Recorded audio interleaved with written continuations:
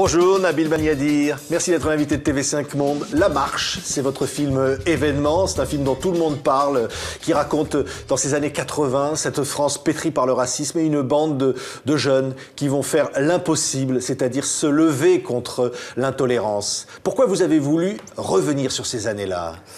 Parce que c'est avant tout une histoire extraordinaire des jeunes de banlieue de Lyon qui sont inspirés par Gandhi, qui vont organiser tout ce mouvement dont on connaît maintenant les résultats en tout cas. Et c'était pour moi important de relater cette histoire parce que je ne la connaissais pas.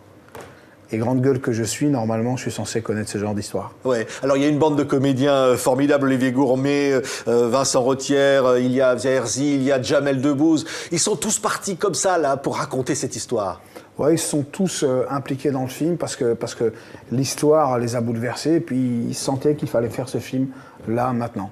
Alors on est en 1983, dans ce quartier de Lyon, il y a ce qu'on appelle des ratonnades, et il y a des jeunes qui les vivent, regardez. Cadeau. Tu veux que je fasse quoi avec ça? Faut bien qu'il paie pour ce qu'il t'a fait, j'ai compris. Mohamed! Après, tu butes? Mais c'est pour toi, c'est pour te venger, Mohamed. D'accord, tu veux me manger. Tu vas buter tous les racistes de France. Bah, s'il faut, ouais. Bah t'as du boulot. On va conquérir le cœur des Français et on va lui faire prendre conscience que son visage a changé. Martin Luther King l'a fait.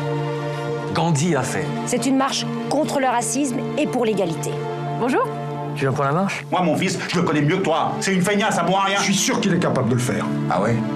T'es capable de faire ça, toi? Ouais, pas. Nous allons traverser 55 villes. Bah, bienvenue! Parcourir 1200 km. Ouais, je sais, on n'est pas très nombreux. Hein, je suis même tout seul. Tu marches, Farid? Non. Farid, s'il te plaît. Moi, je suis là, il pleut! Ils sont plus mes pieds! Ah, t'en as de la chance, parce que nous, on les sent, tes pieds, hein? Et voilà, c'est une aventure humaine extraordinaire, c'est une épopée, un road movie en fait. Il traverse la France de Marseille vers Paris, et il va se passer beaucoup de choses évidemment. Bien sûr, plein de choses, ils vont se retrouver face au danger, face à l'amour, ils vont...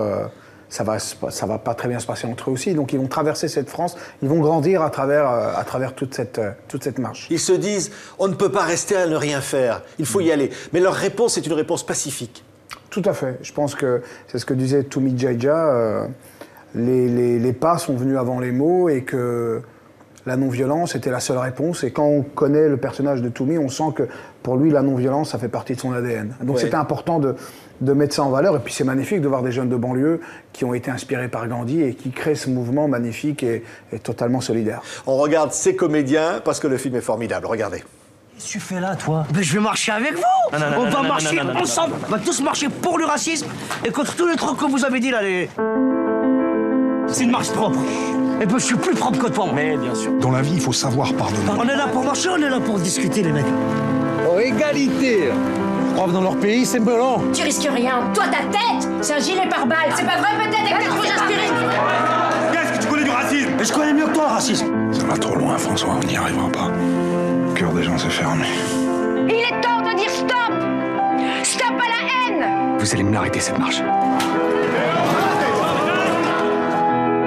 Je salue la France de toutes les couleurs. Nous avons décidé de marcher. Est-ce que c'est le bon choix? Il y a de l'amour aussi, il y a aussi des disputes, il y a la vie, tout simplement. Ils créent la vie, ces jeunes. Tout à fait, tout à fait. Et puis c'est des jeunes qui apprennent à se connaître au fur et à mesure, qui n'étaient jamais amenés à se rencontrer. Là, ils vont faire plus de 1500 km à travers cette France qu'ils découvrent. Ouais, ils vont douter, évidemment, de réussir, ils vont se demander si c'est possible, mais ils vont aller jusqu'au bout. Tout à fait, ils vont aller jusqu'au bout et ils vont être accueillis, on va dire, un peu comme des stars arrivés à Paris, quoi. Ouais. Nabil Baniadir, pourquoi vous vous êtes lancé dans cette aventure? Vous connaissez évidemment Les Barons, gros succès en Belgique, vous êtes belge, et là vous racontez cette histoire, elle vous a marqué cette histoire-là? Écoutez, elle m'a vraiment bouleversé parce que je me suis dit comment ça se fait que cette histoire aussi extraordinaire n'a jamais pu être adaptée au cinéma alors que ça fait 30 ans. Je pense qu'aux États-Unis, cette histoire a été américaine, ça fait plus de 20 ans qu'elle aurait déjà été adaptée au cinéma. Et je pense que la force, c'est peut-être que je suis belge, que j'ai vu l'aspect cinématographique avant même de voir l'aspect militant ou politique. Oui, l'aspect militant, il est là. Vous dites, ces gens-là ont fait quelque chose d'extraordinaire, mais ils étaient libres des partis politiques, libres de tout cela. Ils avaient 18 ans, 20 ans, ils étaient totalement apolitiques, totalement humains, et ils avaient aucune ambition personnelle. Ils étaient vraiment là pour la solidarité et pour toute la France. Ouais. Ils rêvaient.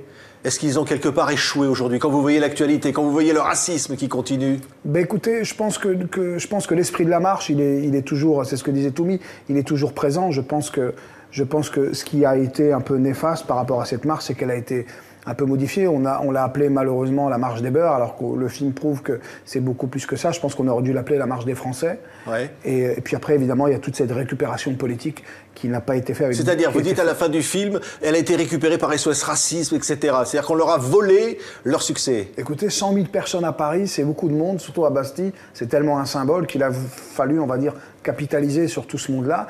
Et puis voilà, les politiciens ont fait leur boulot et eux ont été droits dans leur basket et n'ont pas adhéré à ce mouvement politique, parce que politique. Oui, ils arrivent, on voit dans les images, d'un petit village, comme ça, il y a une personne, il y en a deux qui les accueillent, il n'y a personne, il y a une sorte d'indifférence dans cette France des années 80, où on jette des immigrés par la fenêtre des trains. Exactement, c'est ce drame qui justement a fait que...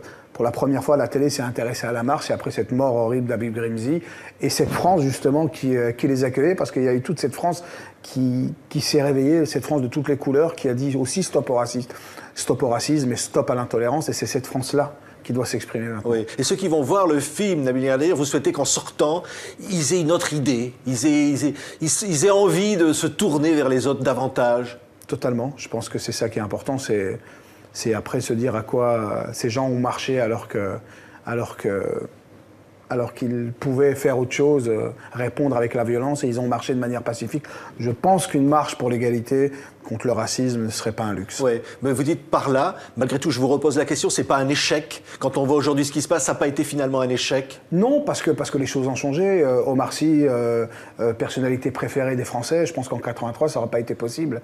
Zidane qui gagne la Coupe du Monde, non, on ne peut pas dire que rien n'a changé. On peut dire que ça a changé, évidemment, mais il y a encore beaucoup de boulot. Oui, les copains avec qui vous avez tourné, comme ça, cette bande-là, ils ont l'impression qu'ils vont rester ensemble, oui. qu'il y a une fraternité qui s'est créée sur le tournage. Tout à fait. Et puis les conditions n'étaient pas simples, et ils ont appris, ce groupe s'est formé au fur et à mesure, et moi j'étais là pour capter cette émotion. Il y a Charlotte Lebon, la petite québécoise, Philippe Naon, Afzia Herzi, je le disais. Il y a Jamel qui arrive comme ça, qui n'est pas comme les autres d'ailleurs, qui fiche un peu la pagaille là-dedans. Exactement, mais ce personnage d'Hassan, on connaît tous Hassan, c'est une personne qui arrive comme un cheveu dans la soupe et qui vient nous rappeler que ce qu'ils font, c'est extraordinaire.